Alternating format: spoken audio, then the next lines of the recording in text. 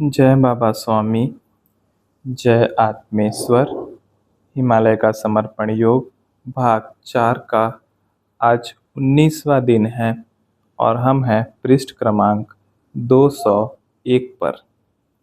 गुरुदेव कहते हैं, गुफा के द्वार जिस पत्थर के गिरने से पूर्णतः बंद हो गया था, वह पत्थर इतना बड़ा था कि मैं उसे हटा पाता यह संभव ही नहीं था।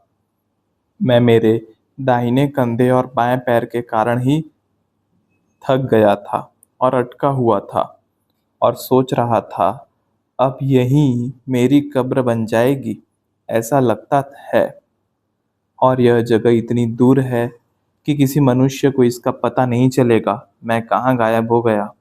इसका पता मेरे जाने के बाद किसी को भी नहीं लगेगा। मेरी मौत एक रहस्यमय मौत हो जाएगी। मैं सोच रहा था, मनुष्य का शरीर कितना छोटा सा है और दुनिया में कितनी खाइयाँ और खड्डे हैं।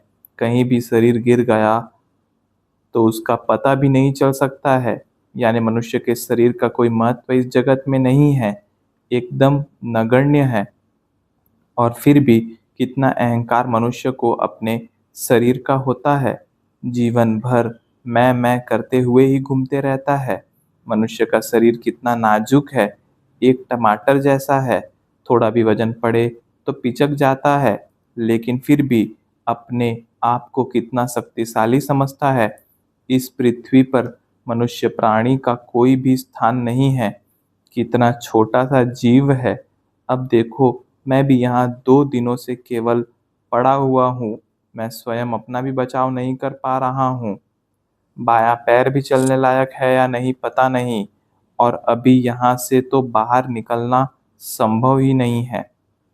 मुझे हिलने डुलने के लिए भी ज़्यादा जगह नहीं थी। मैं जीवित कैसे रह गया वह सोच रहा था। बाद में थोड़े प्रयत्नों से देखा तो द्वार के पत्थर के पास एक दरार थी जहाँ से मुझे हवा मिल रही थी। पूरा चेहरा चिपका कर देखा तो नदी की बाईं ओर का थोड़ा भूभाग भी दिख रहा था। ऊपर के पहाड़ के सभी पत्थर नीचे आकर गिरे थे। कई वृक्ष भी गिरे हुए थे। बाहर का थोड़ा सा दृश्य दिख रहा था।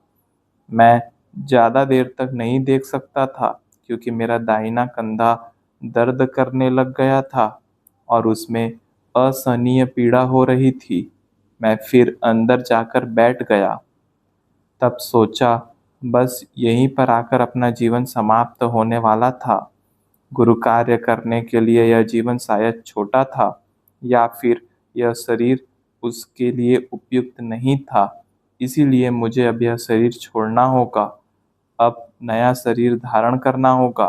अब फिर नया शरीर धारण करेंगे और अगले जन्म में बचपन से ही गुरु कार्य प्रारंभ करेंगे। मैंने मेरे जीवन के इतने साल व्यर्थ गंवाए और अभी तक गुरु कार्य प्रारंभ भी नहीं हो सका। इस जन्म में अनुभूति पा ली है, ध्यान भी कर लिया है।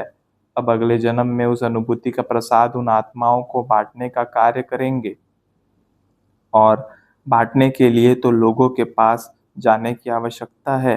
यानी नया शरीर तो धारण करना ही होगा, क्योंकि इस जंगल में तो किसी का आना ही संभव नहीं है। यहाँ पर ही आत्मा रहा तो सालों तक किसी का इंतजार इस गुफा में बैठकर करना होगा। और पहली बात तो यहाँ कोई आएगा ही नहीं, और आया तो भी इतना बड़ा पत्थर उठाकर मुझसे मिलने कोई नहीं आएगा।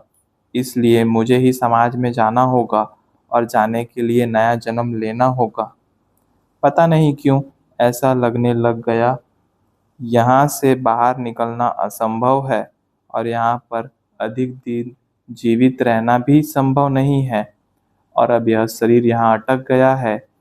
यह यहाँ से बाहर निकल ही नहीं सकता है। और जब शरीर बाहर ही नहीं निकल सकता है तो फिर इस शरीर से गुरु कार्य भी नहीं हो सकता। और जिस शरीर से गुरु कार्य नहीं हो सकता उस शरीर में रहकर क्या उपयोग है, क्योंकि गुरु कार्य के बिना आत्मा को आगे की गति ही नहीं है। जीवन में गुरु कार्य सर्वोपरि है। जीवन से भी अधिक महत्वपूर्ण गुरु कार्य है। और जीवन में जब गुरु कार्य ही नहीं कर सकेंगे तो फिर इस शरीर में रहकर क्या करना है। वैसे भी यह शरीर यहाँ पड़े पड़े छूट ही जाएगा, क्योंकि इस परिस्थिति में मैं यहाँ अधिक दिन जीवित नहीं रह सकता। इससे अच्छा है ध्यान में जाकर स्वयं ही देह त्याग कर दूं, क्योंकि यहाँ पर किसी की भी सहायता मिलना असंभव ही है। यहाँ पर कोई मनुष्य ही नहीं है। जानबूझकर यह निर्जन स्थान ध्यान के लिए चुना गया है, और इस निर्जन स्थान पर तो ऐसा ही होता है। आपका एक गलत कदम भी आपकी मौत का कारण बन जाता है, और आपकी मौत का किसी को पता भी नहीं चलता है।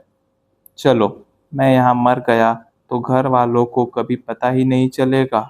वे सोचेंगे आएंगे, इस साल नहीं अगले साल आएंगे, और मेरा मृत शरीर वे कभी देख ही नहीं पाएंगे। तो मेरे वापस आने की आशा उन्हें सदा ही बनी रहेगी, और इसी आशा में उनका भी सारा जीवन चला जाएगा। यह भी एक प्रकार से अच्छा ही हुआ है। ध्यान में जाकर प्राण त्याग करना, यानी वह विचार आत्महत्या करने जैसा ही लगा।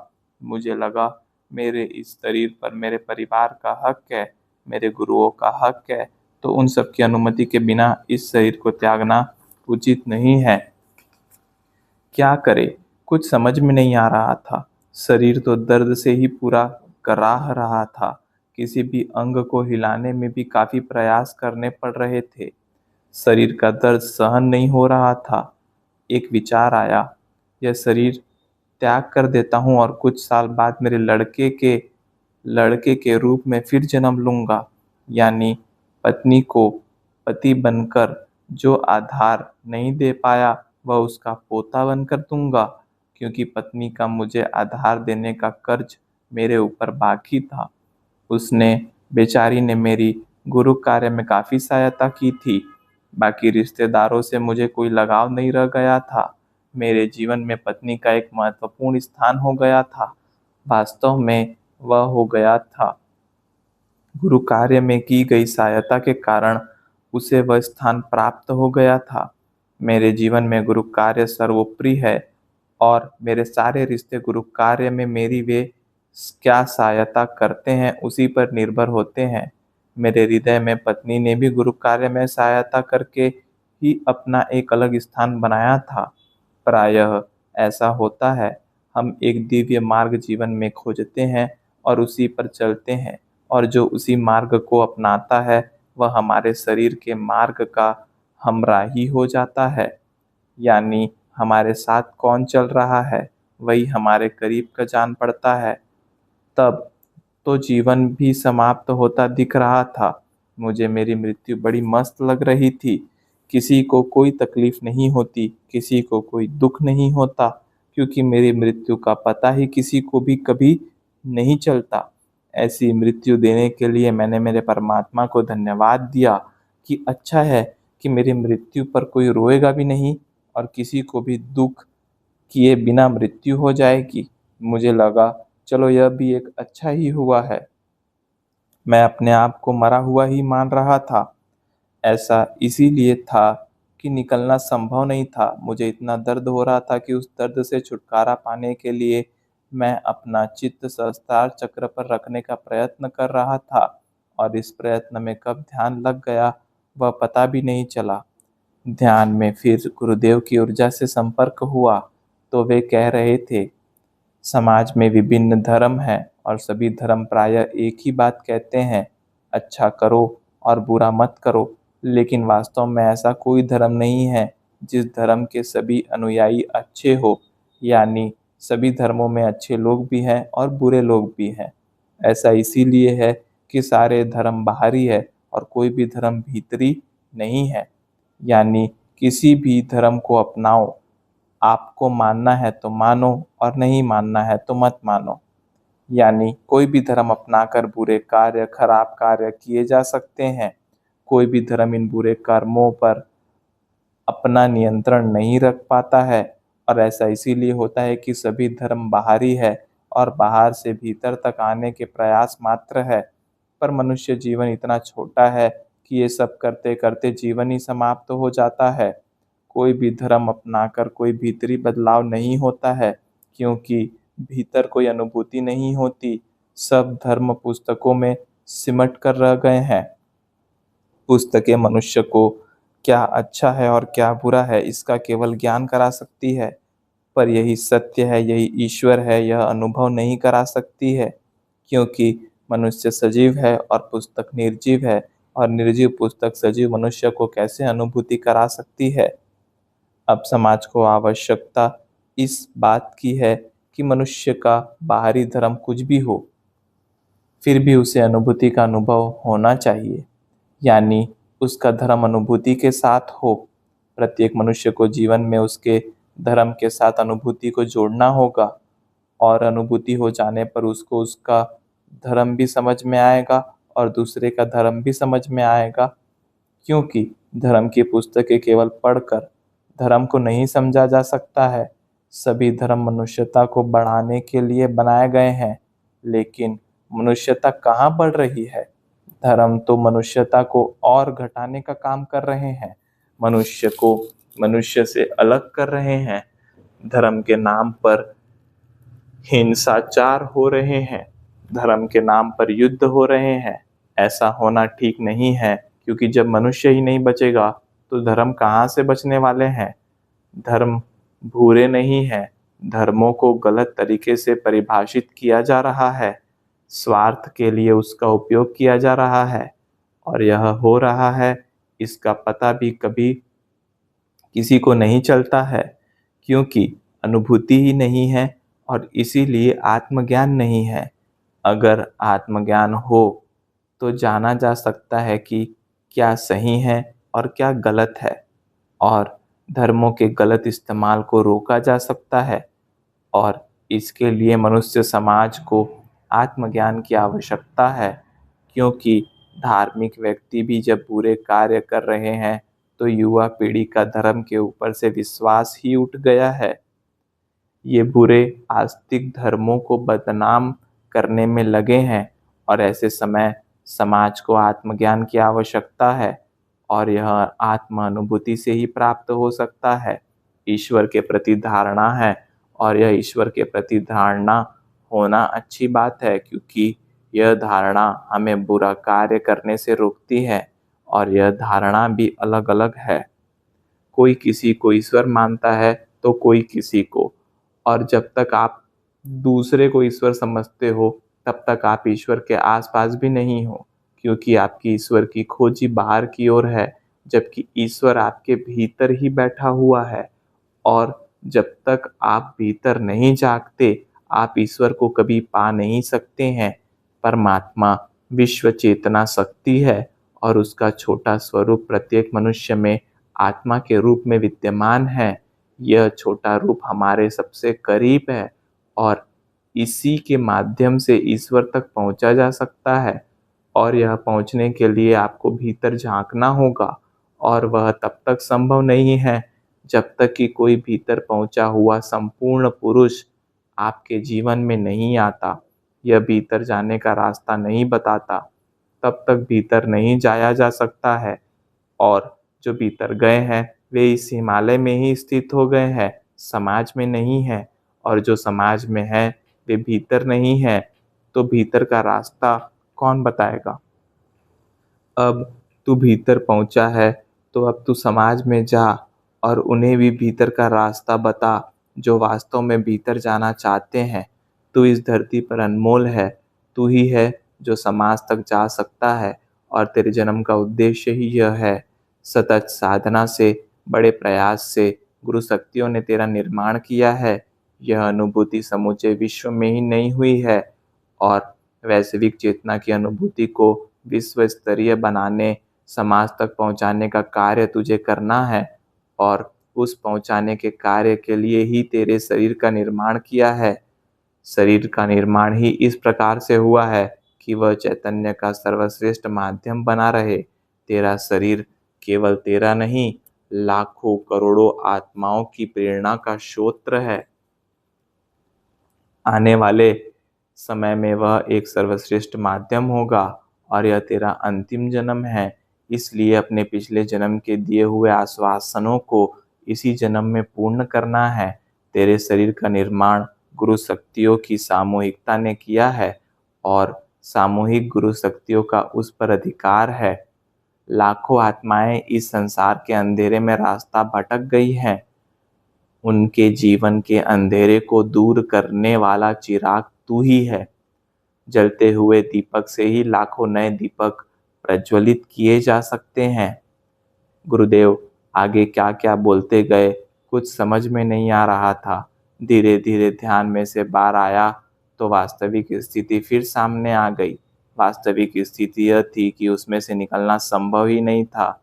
लेकिन गुरुदेव की बातों से इतना ही अर्थ लगाया कि गुरु कार्य में शरीर का आगे उपयोग होने वाला है और मैं स्वयं होकर देह त्याग नहीं करूँगा। मैंने सोचा वैसे मेरे प्राण जाने ही वाले हैं। वे जब जाएंगे तब तक मैं केवल राह देखूंगा और जो भी शारीरिक पीड़ा हो रही है उसे सहन करूंगा। एक तो सांस लेना भी बड़ा कठिन हो रहा था। बीच बीच में मैं बार बार अपना चेहरा बड़े पत्थर की दरार को चिपका कर सांस ले रहा था। उस बड़े पत्थर को हटा सकता हूँ क्या, यह देखने के लिए जोर लगाया, लेकिन वह तो बड़ी चट्टान थी। वह तो हिल भी नहीं और धक्का लगाने से मैं ही थक गया। फिर थोड़ी देर आराम किया और फिर हाथों से टटोल कर देखा तो मेरा वह डाव भी नहीं मिल रहा था। मैं जिस जगह पर उसे रखता था वह वहाँ पर नहीं था, वह भी हिल गया था। तब खोदने के लिए वही एक सहारा था और वह भी नहीं मिल पा रहा था। थोड़ी देर आराम करके मैं उसे ही खोजता था। उस परिस्थिति में वह अधिक महत्वपूर्ण साधन था, लेकिन वह भी नहीं मिल रहा था। क्या किया जाए वह भी समझ में नहीं आ रहा था। मुझे तो खड़े और बैठते भी नहीं आ रहा था। बस थोड़ा सा इधर से उधर रेंग रहा था, जैसे जमीन पर पड़ा हुआ कोई कीड़ा हो। मुझे अपने आप पर ही गुस्सा आ रहा था। मुझे गुरुदेव ने कहा ही था, फिर भी मैं वहाँ क्यों रुका रहा। मेरा उस गुफा से लगाव होना ही इसका कारण था। परमात्मा ने उसे भी मोह भंग करा दिया था। ऐसा मेरे जीवन में दूसरी बार हुआ था। हिमालय में भी वृक्ष के नीचे की सुंदर गुफा मेरे सामने ही बर्फ में ढक गई थी। तब कम से कम मैं बाहर तो था, इस बार तो मैं अंदर था। मुझे पता नहीं क्यों ऐसा लगा मैंने मेरे पत्नी और बच्चों के प्रति अन्याय किया है। मैंने उनके प्रति अपने कर्तव्यों को पूर्ण नहीं किया है। अब अगर मैं बचा तो जीवन में पत्नी और बच्चों को भी समय दूंगा। मैं उन्हें समय नहीं दे पाया, लेकिन बचा तो ना। अब तो यहाँ से बचूंगा ही नहीं। मेरे भी दो विचार चल रहे थे। एक विचार कह रहा था, जो सामने परिस्थिति है उसे पहचान। वह बड़ा पत्थर तू हटा नहीं सकता, वह हिल भी नहीं रहा है और यहाँ निर्जन स्थान में किसी की मदद मिल नहीं सकती, इसलिए मृत्यु निश्चित है। और दूसरी ओर दूसरा विचार कह रहा था, जब तक जीवित हूँ तब तक क्यों अपने आप को मरा हुआ समझूं। मुझे मरना ही होता तो मैं मर ही जाता, यानी मुझे इस स्थान पर मरना नहीं है। इस प्रकार से दो विचार मन में आ रहे थे। मैंने मन में विचार किया कि मृत्यु ने मुझे पूछा कि बोल तुझे किस समय मरना है, तो मैं कौन सा समय चुनूंगा, रात चुनूंगा या दिन चुनूंगा। फिर विचार आया मैं वह सुबह का सूर्योदय का उषः काल का चुनूंगा। मुझे पता नहीं कोई क्यों सूर्य के प्रति एक आकर्षण है और जीवन में इंतजार अगर करना हो तो सूरज का इंतजार करना मुझे बहुत प्रिय है। सूरज उगने के पूर्व आकाश में जो लाल रंग फैलते हैं, उतना कोई चित्रकार भी रंगना चाहे तो भी नहीं चित्रित कर सकता है। वे बदलते हुए रंग देखना मुझे बहुत अच्छा लगता है। सूर्योदय के पूर्व का 1 घंटा सदैव अविस्मरणीय रहता है और मेरे गुरुओं की ऊर्जा शक्ति मुझे सूर्य देव से मिलती है। इसलिए सदैव मैं सूर्य को गुरु मान कर नमस्कार करता हूँ। ऐसे ही नमस्कार मैं करूँ और मृत्यु आए, मृत्यु का यह सबसे अच्छा पल होगा। मैं तो ऐसे सोच रहा था मानो सब कुछ मेरे ही हाथ में हो। और मुझे तब लगा कि सूर्योदय जीवन में कभी दिखने वाला ही नहीं था, क्योंकि वहाँ पर बाहर का कुछ नहीं दिखता था। चेहरा बिल्कुल चिपका कर बाएं देखता तो दिन होता तो बाहर का प्रकाश दिखता था, बाकी अंधेरा ही अंधेरा था। मन में लगा, वे लोग कितने भाग्यवान होते होंगे जो ऐसे सूर्य का दर्शन करते होंगे। मैं बदनसीब, वह दर्शन किए बिना ही मर रहा हूँ। क्या बेकार की मृत्यु है, सूर्य का दर्शन भी नहीं हो रहा है। मैं रात के समय मर रहा हूँ या दिन में, यह भी पता नहीं चल रहा है। दूसरे ही क्षण विचार आया, अगर मैं बाहर निकला तो रोज ही सूर्य दर्शन किया करूँगा। समूचे दिन भर में वही समय गुरु दर्शन का समय है, ऊर्जा का स्रोत है। उसके आगमन के लिए जो तो मनुष्य को पल कपावड़ियाँ बिछाकर तैयार पलक पावड़ियाँ बिछाकर तैयार राह देखते हुए बैठना चाहिए। जय बाबा स्वामी, जय आत्मेश्वर।